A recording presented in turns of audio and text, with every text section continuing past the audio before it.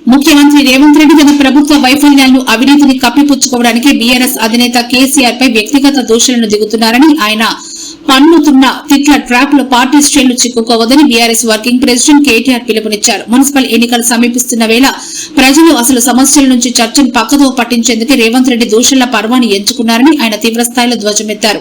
ఈ మేరకు పార్టీ శ్రేణులకు తెలంగాణ ప్రజలకు ఆయన ఒక బహిరంగ లేఖ విడుదల చేశారు.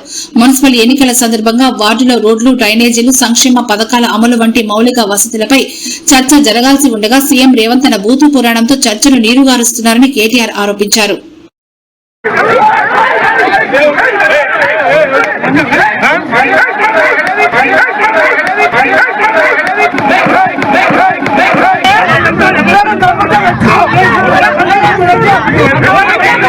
పదకొండు తారీఖు నాడు ఎన్నిక ఉన్నది మీకు తెలుసు.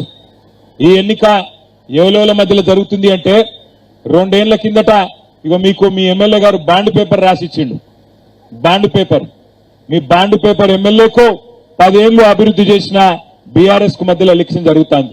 ఏం రాసిచ్చిండు ఎరికేనా? బాండ్ పేపర్లా మీ ఎమ్మెల్యే గారు రాసిచ్చిందే, ఇది నాది కాదు, నేను తెచ్చుకున్న ఇయ్యాలని. ఏం రాసిండు అని ఏం రాసిండంటే, నా పేరు ఆది శ్రీనివాస్ గోవిందు, నా వయస్సు 58 సంవత్సరాలు, నేను రుద్రంగి వాస్తవ్యుణ్ణి, కాంగ్రెస్ పార్టీ నుంచి అభ్యర్థిగా పోటీ చేస్తున్నా.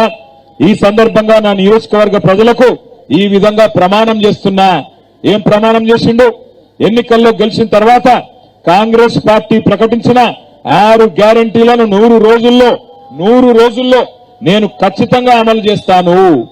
బాండ్ పేపర్ మీద రాసిచ్చిండు. మరి అమలు అయినాయా? అన్ని ఒకటన్నా అయిందా? పరిస్థితి ఏంటంటే ఇప్పుడు